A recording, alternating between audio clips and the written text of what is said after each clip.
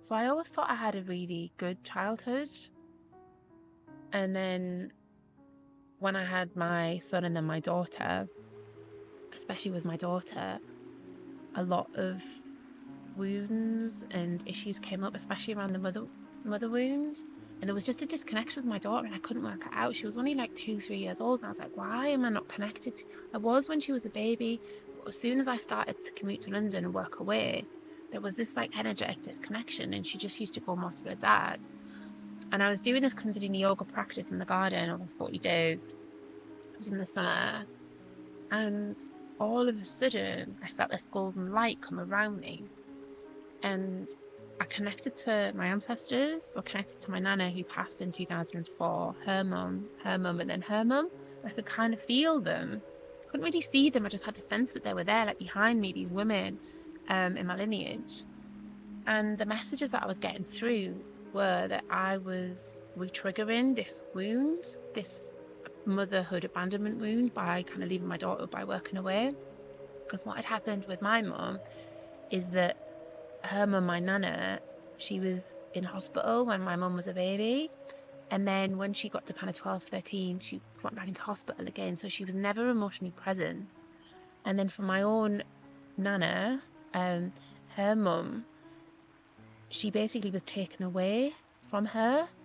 So the patriarchal judge back in like 1920 something, my nana's mum and dad got divorced, and it was actually coming from her mum because she'd had a lot of money, she had a lot of privilege, and her husband was an alcoholic, womanizing, and I think there was some abuse. So she decided to divorce him. That went well. It made the papers as well as it could have done. But then her parents died and everything shifted. So back in the 1920s, as a woman, you couldn't own property. You couldn't be responsible for anything.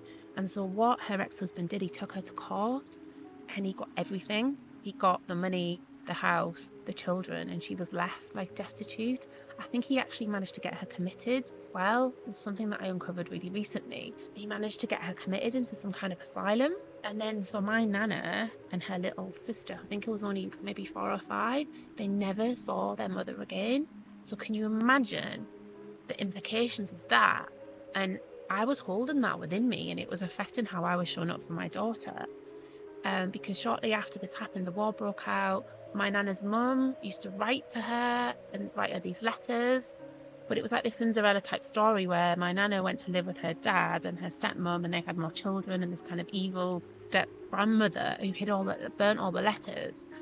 And she lived this kind of life of kind of slavery, doing domestic duties, cooking, cleaning for her alcoholic father, being ripped away from her mother. And then her mum died in like 1950, having never reconnected to her daughter. And yeah, I just sat in the garden and remembering all these little pieces of stories. And then over the next couple of weeks, I traced my family tree and I found out all the names of my ancestors on that lineage. I traced them all the way back to like 1700, and I could feel them, and they really wanted me to heal. So from there, I did a lot of ancestral healing, inner child healing, shadow work. I went on a 7-day retreat to do some interconstellation work where I was working with my mum and my nana who'd passed. And I actually got this, it's called miasma. So we carry it, it's like an attachment. And so if we have something that's carried on the ancestral line, it can actually be stuck into our energy system. And I saw it as this ball of like black energy. And I handed it back to my nan, and she took it and she carried it, and it was like, whoa. And then when I returned from the retreat, actually the relationship with my daughter got harder for a few months. The relationship with my mother pretty much disintegrated, and I was like, what the fuck have I done? I was like, I thought it was going to get better, but it needed to get worse before it got better. And it got to the point where I never thought I would see my mother again. We were like, literally, it was all over Christmas. It was horrendous. But then from that place, we were then able to heal and come together, and we actually have a good relationship now. The relationship with my daughter is difficult at times, but I didn't abandon her anymore. I stopped working away.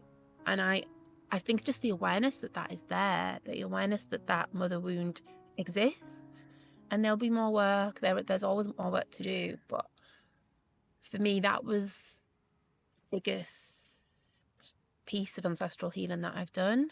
And it's been the most transformational. Thank you for listening, and thank you from the bottom of my heart, and I hope that this has inspired you and your journey. Nice.